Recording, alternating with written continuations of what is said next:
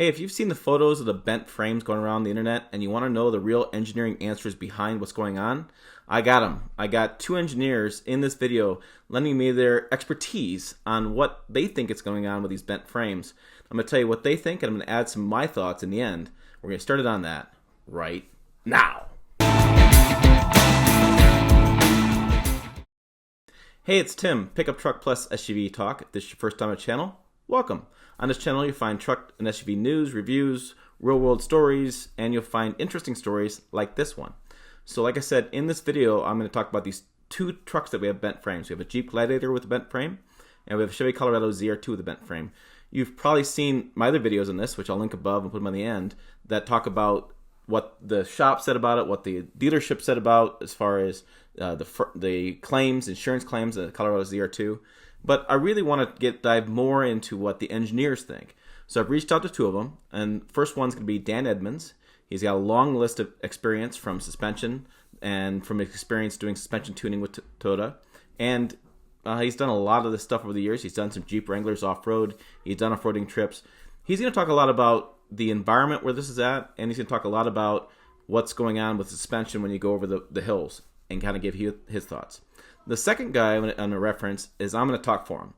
Unfortunately, I can't say his name. It's going to be anonymous. He's with another, I can tell you he's a well-known engineer with another truck maker. And so he lent me his experience and his expertise looking at the photos. And I'm going to talk about the frame in that one because he gave me some really good information on the frame, why it has holes, and why the truck's bent that way.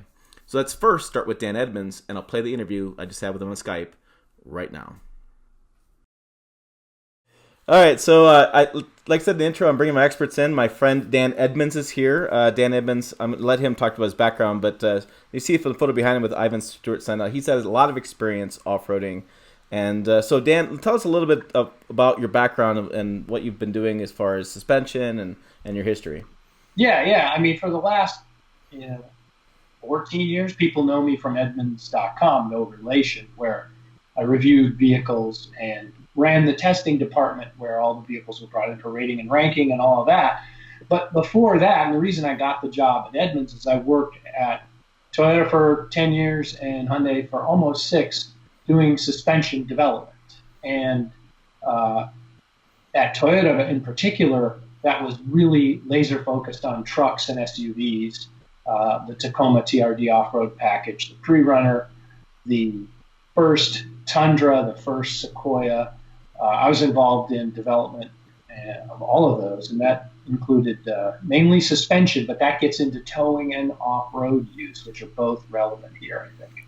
Right, and you're in Southern California. You've done off-road in Mojave. You've done the Death Valley. You've done this kind of stuff before. Yeah, Mojave isn't a marketing term. It's just a place over the mountains that I go to all the time. No. Yeah. A little further from the Rubicon Trail. The Mojave Desert is right here. Right. And I'm going to put a couple photos on the screen, but you've sent me that you've actually had a Wrangler and you've towed that trailer. So there's a couple things going on. We have a Jeep Gladiator and a Chevy Colorado ZR2 that have both had bent frames. They have very similar trailers, very similar. The overland, I guess, is an overused term, but they're basically a tent on a trailer. Adventure trailers, if you want to. Right.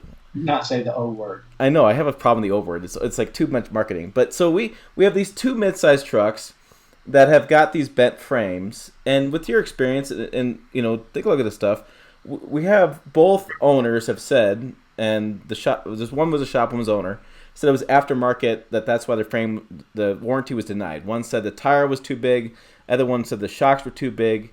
You've seen the pictures. We haven't really got more detailed pictures. They don't really respond to my emails and responses back for whatever reason.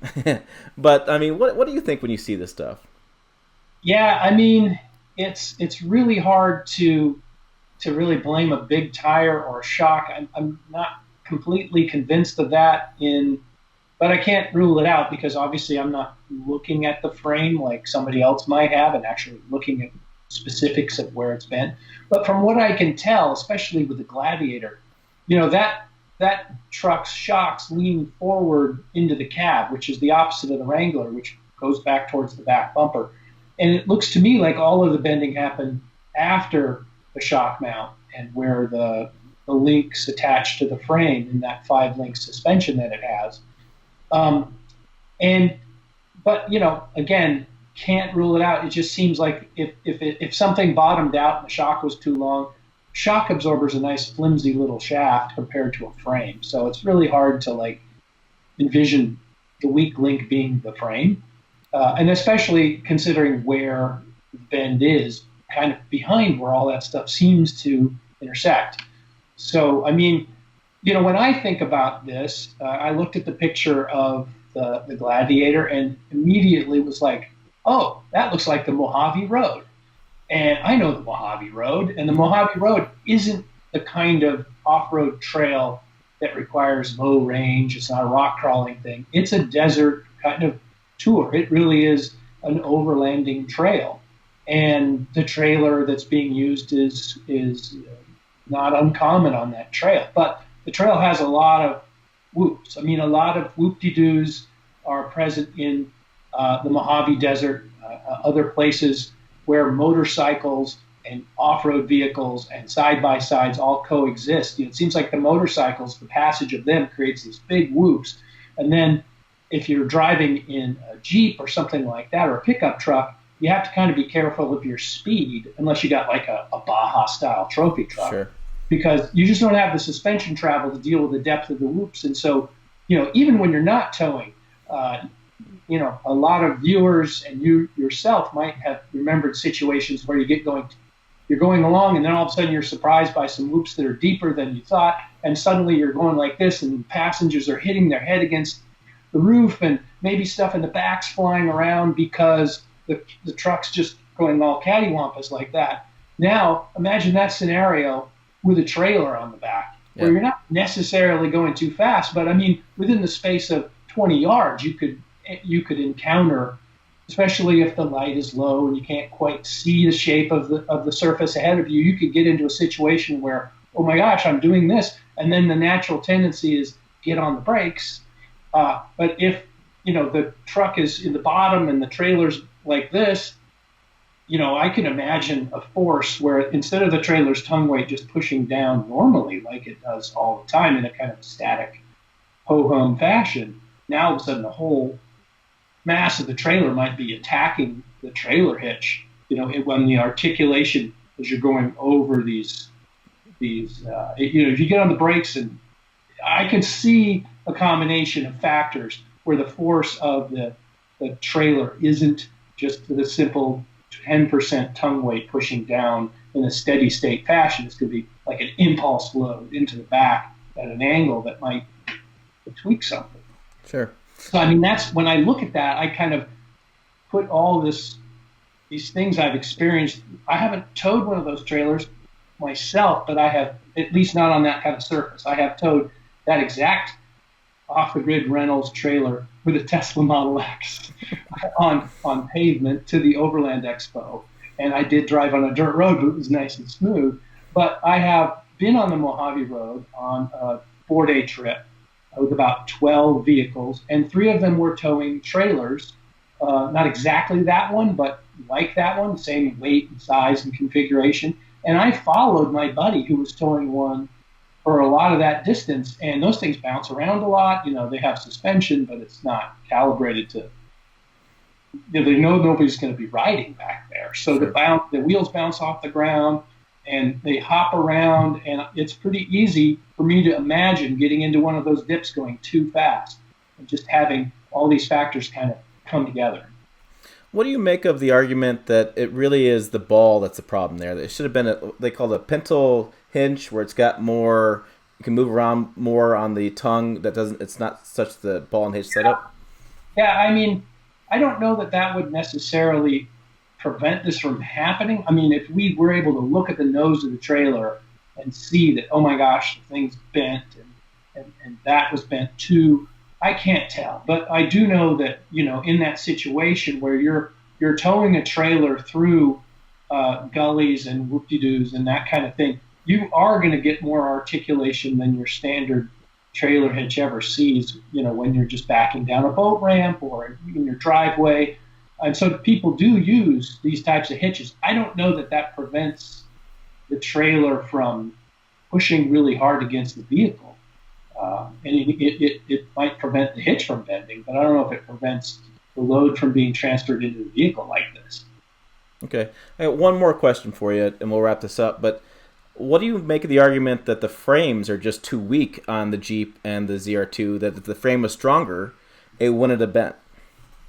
Well, you can always make anything stronger. I think that's hard to know because, again, we're not knowing exactly what's going on here. Because if you think about a payload rating and a rear axle GAWR, you're looking at kind of here is I don't know what it is for this truck, but let's just say 1,200 pounds. And the tongue weight is, let's say it's a 2,000-pound trailer and it's got 10% tongue weight, so you got 200 pounds. But it's not right in the middle. It's way back here, 4 feet back from the tire center line, or 3.5, or whatever it is. And then we don't know what was in the bed of the truck. I don't know if they told you that, but I'm assuming that if something like this happened to my truck, the first thing I do is try to get all the stuff out of the bed and have my buddies carry it for me so I could limp out. So we don't know what the total loading situation was. And then if you're in that situation like I described, where you get into a dip and the trailer isn't just pushing down like this, but the whole weight of the trailer is, kind of not pushing straight against the truck, but like down, then, and it's an impulse load rather than, like if you hold a hammer to your side of your head, that's a lot different than hitting it. Sure, yeah. It's the same weight, but it's a matter of the impulse there. So again, this isn't like the steady state type of load that would be a bunch of firewood in the bed of the truck. Well, I guess I lied about last question. Would you theorize that any truck could have this problem if it was in that situation? I think it's. And I don't want to call out different brands, but I mean, it seems like it's a situation that could be fairly common to, mid-size trucks in the off-roading. These mid-size, like I was thinking today, it's like you tell somebody you have a Gladiator, you tell somebody you have a ZR2. I think the assumption is because I have that, now I can do much of off-roading with it. When reality is the frame is the frame throughout the lineup. It's just the suspension and the wheels that are changed. And so just because you have this Gladiator Rubicon doesn't mean it's more badass than a Gladiator Overland version. Right. Yeah, because the type of use they're looking at has more to do with rock crawling.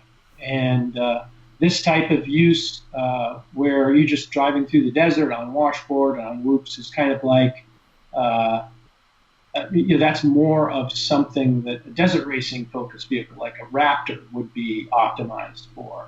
And then you add a trailer in there. And I think a lot of people, I've been involved in a lot of tow tests, and the tow tests are all, pulling a trailer on pavement or a flat dirt road. It's about cooling and do the brakes have enough capacity, and is the rear spring got enough there for the tongue weight, and it's all of that. But you get into this dynamic situation where you're combining off-roading and towing at the same time, and maybe those situations aren't factored in. Yeah, Maybe they should be. Well, it's interesting stuff. It's good stuff to sit around, have a beer, and talk about and theorize what happened. Yeah, I mean, theorize is the key word here. I really like to be able to poke my head under. I'm known for suspension deep dives where I pull the wheels off and look underneath, see how things are put together. And, this is one of those things where I'd love to be the insurance investigator looking at this truck, but I'm not. Well, maybe one of these days you'll find one on the Mojave and you can just say, hey, wait a minute, hold on, let me take a look for you real fast. Yeah, I mean, and I've seen a lot of people tow these trailers, but with Wranglers and FJ80, shorter overhangs, and pickup truck with a longer overhang because they've got to fit the spare tire back there, and that's just how trucks are arranged. Now all of a sudden you've got a slightly different animal. Yeah. And this adventure towing thing, it's kind of been around for a while at kind of a low simmering boil, but now it seems like it's really popular. I mean, the fact that trailer is a rental shows that You know, I mean, if there's enough people that are curious about it, that a rental company can make money doing that, that's great. But it also shows that, maybe we have somebody who hasn't towed off road before who's doing it. Sure. And that can be, the people who've done it before probably understand the situation and the scenarios I described earlier. But somebody who just rented one, maybe not. And they're also, it's really easy to get going a little bit fast and you don't think you're going fast. And then all of a sudden the train on this trail you've never been on gets really, out of source and you've got to adjust suddenly. And, you just got to give yourself margin and you got to take your time. Yeah, and you got to scout a little bit too. That's always the thing when you're off-roading. It's like in the dunes especially. You have to scout the trail a little bit. You got to get out of the truck, stop, park, look over the lock, get to the top of the hill, look down, kind of see what's going on.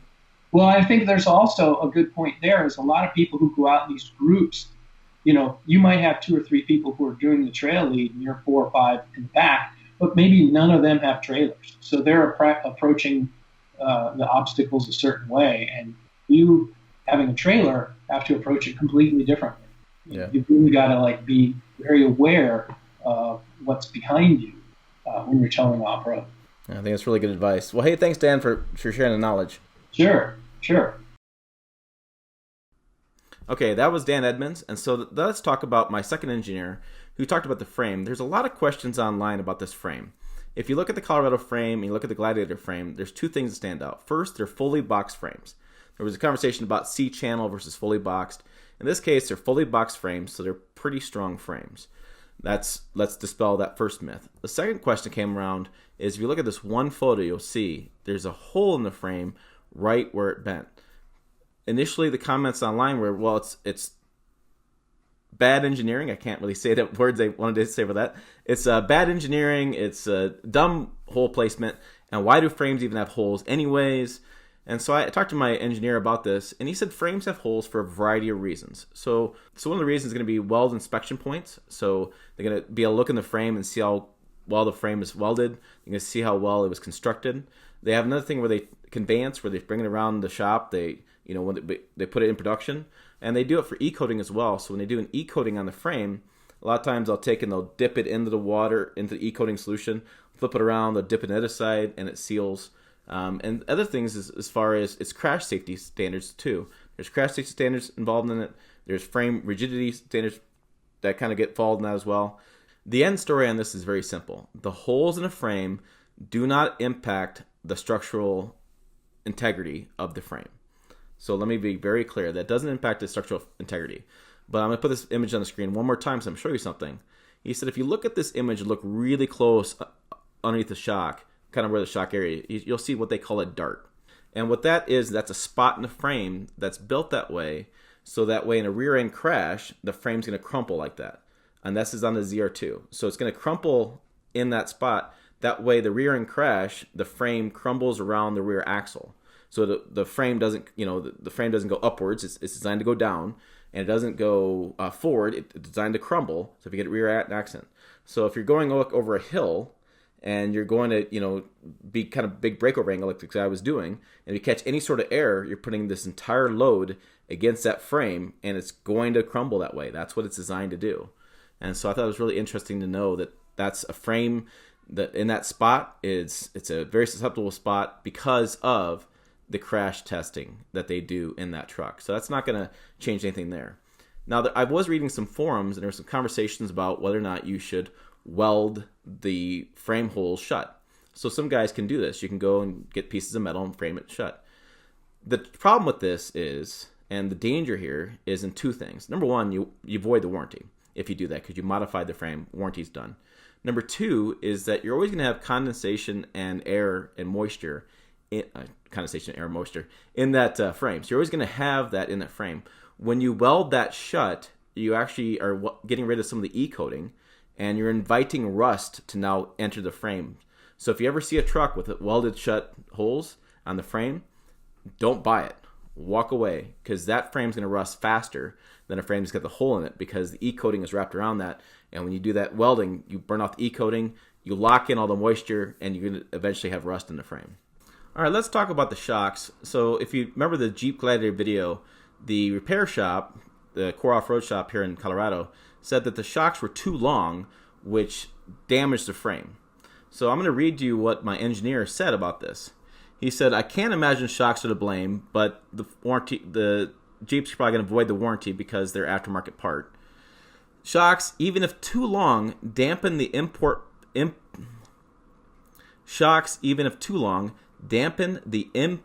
force during compression. Okay? If the shock does fully limit travel or shock fade occurs due to internal oil temps, then you get into the bump stops, full compression of the suspension. This may have happened, but the frame damage is not the direct reaction to full compression. He goes on to say he's guessing it's too fast and it's the ball hitch, there's issues going on. So that's what the engineering answer to the shocks.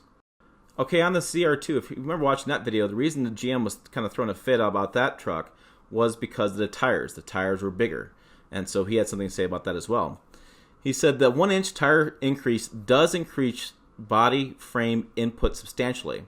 If they are LT tires at 50 psi or greater, then the frame loading is increased even more. And so really increasing more stress in the frame by using that bigger tire. And so when you have a situation where you have this really increased load on the frame, and then you add even more stress on the frame by the way that trailer is hitting that, or if you hit a bump or something, then you're going to get some frame bend. So the last part of this video I want to talk about is what you should do as an owner of this truck. Should you be afraid to take out off-roading? No. Should you tow off-road? Yeah, you can tow off-road. There's no problem with that at all. Definitely in this case, he had a rental trailer on both of them. I should say rental trailers, and it looked like that ball and hitch setup. You really want like a Pintle looking attachment. I'll put a picture of this on the screen, and that allows the trailer to move more and articulate more when you're going over some hills and things. Something to keep in mind. Also keep the speed down. It's interesting, like you heard in Dan Edmonds' piece, about how much faster you tend to go off-road than you think about. And so if you're towing off-road, you really want to go slow, and you really want to get out and inspect the area and make sure you know what you're driving over, because the last thing you want to do is have too much speed and hit those whoops or hit those spots and really damage that truck and frame, because they're going to find every reason possible to void your warranty and deny your claim, whether or not they're going to see the tires are heavier, or whether or not they can say the shocks are heavier. So it really keep that in mind when you're off-roading, and well, just be careful out there. That's the end of the story. Be a smart driver. Don't be foolish. Don't be jumping stuff. Be a smart off-road driver. So hey, for more Pickup Truck Plus SUV news, make sure you find us on pickuptrucktalk.com. Those 3 words work again on Pickup Truck Talk on Facebook, Twitter, and Instagram. Trust me, type it in. We're there. As always, thanks for watching. I'll see you down the road.